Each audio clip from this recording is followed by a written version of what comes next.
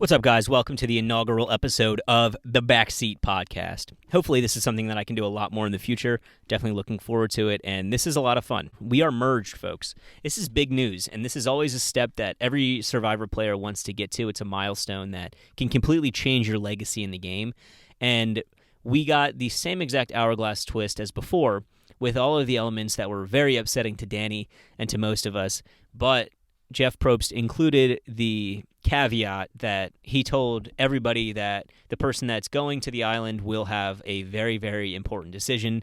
He emphasized it quite a bit. Even the players were all thinking, maybe I should have gone. And Roxroy did what I think any of us would have done. He turned back time.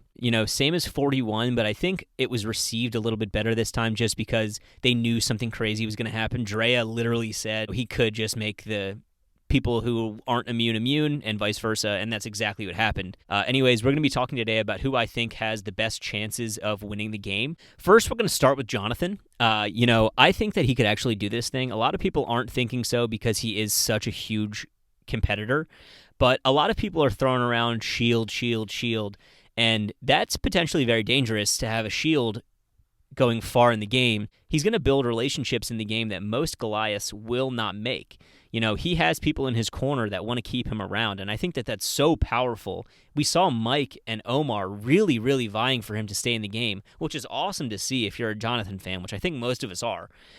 He's got a lot of people in his corner, and he's got a lot of people rooting for him to win it all. If he can string together a couple of wins in a row, he can really ensure that he gets to the end game, which is huge. He has all of the elements that it takes to win the game, and then I think that he's also a very good speaker. He's going to be very passionate about it, explain his situation to everybody on the jury, and he can really take it home. After Jonathan, I think Drea could do it. And I think that Drea needs to continue to play the game that she's playing without having too many moves on her resume. That being said, it's hard to find that perfect balance between I have to make the moves that are going to get me to the end, but I can't make too many moves where I upset the entire jury. We've seen that the jury isn't necessarily voting for the person who, beat the odds. They're not voting for the person who made it to the end of the game, regardless of, how many obstacles they had to overcome. They're really voting for the person that they enjoy the most, the game that they would have played. And I think that Drea has the chance to fit that archetype. She just can't step on too many toes. She has a lot of different advantages in the game, obviously an idol. She's in the majority alliance, and then she also has a couple side alliances that I think are very strong. She has a great understanding of the game. I think that that's really what sets her apart. She sort of can tell the BS. So she knows exactly what she needs to do to win the game. So if she's able to play her alliance, play her idols, and play her advantages when absolutely necessary, she'll get to the end of the game. And if she does, I think that she can win it. We've seen even in the one-on-one interviews when she's talking to us directly, her ability to explain exactly what she wants it's hard to come by, especially in the game of Survivor. You don't see many people who can really put into words exactly what they want to have happen. And she's doing a great job, as we've seen this season, doing exactly that. She needs to continue to play the game that she's been playing, and I think that that's really what's setting her apart. Next, we're going to go to somebody who's a bit of a dark horse. I think a lot of people, as of 48 hours ago, would have said absolutely not, no way in hell. I think Omar can win this game.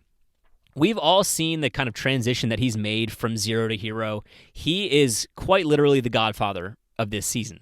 That's a terrible position to be in if you're anybody else, but I think Omar can really tighten the reins on that title and do it sort of like a Shadow Hokage for those Naruto fans out there. Just kind of take the back seat, do what needs to be done behind closed doors, and then take the credit for it in the end. But if you're on the right side of the votes at tribal councils leading to final tribal council, you can really use that to your advantage, and a lot of people respect a game like that. I think if they know where to go because of what you're doing and what the game that you're playing, it looks way better for you than it does for them. And I think that's the game he's looking to play, and I think that if he continues to do so without stepping on toes, without starting to go a little bit too far into the role, he can do it. He just has to make sure that he's not getting a big head, he's not getting too overzealous with his decision-making, and he needs to continue to play a game that he's proud of and that he thinks that everyone else would enjoy.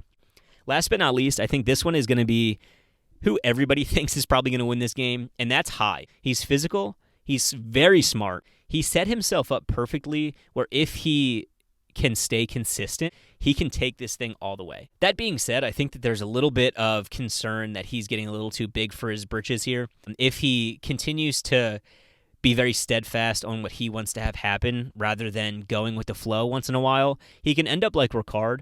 Hai has the opportunity to do exactly what Ricard did, but better. I think he has the smarts, he has the physical ability, and he has the alliances right now to take it all the way to the end. If he starts to get too powerful, if people start to realize how good of a player he is, then he's done for. He just needs to get to the end, and that's the kind of player and that's the kind of person that Hai is. You can really tell that everybody is very drawn to him. He was one of my favorite players immediately just because he's very personable. He's very much himself, and he's not playing a facade.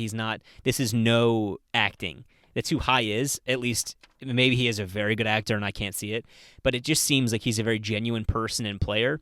And with the current style that Survivor has kind of had in the past couple of years, that's the exact game and the exact opportunity that he needs to take it all the way to the end. And if he's able to go to the very end, he will win the game. I promise you. I hope you guys enjoyed. This is probably going to be a weekly thing for me. I'm going to address everything that I said in this episode. When everything I just said was completely wrong and Tori ends up winning the game, I'm not making an apology video. I've been watching Survivor for, goodness gracious, I guess since I was like 6. So I have a pretty good understanding of who's going to win the game. I got Erica very wrong. Didn't see that coming at all. That being said, I think that the people I said have a huge chance of winning this game. We just have to see if they can, pull it together. If you enjoyed, please let me know. This is something that I really, really like to do. I would love to do it in the future. If you just liked sitting here and listening to my voice, I doubt that's the case for too many of you, but I hope you guys enjoyed. If you have any questions or comments, please let me know. Otherwise, I will see you next time. This has been Mike Goodman on the Backseat Podcast. Peace.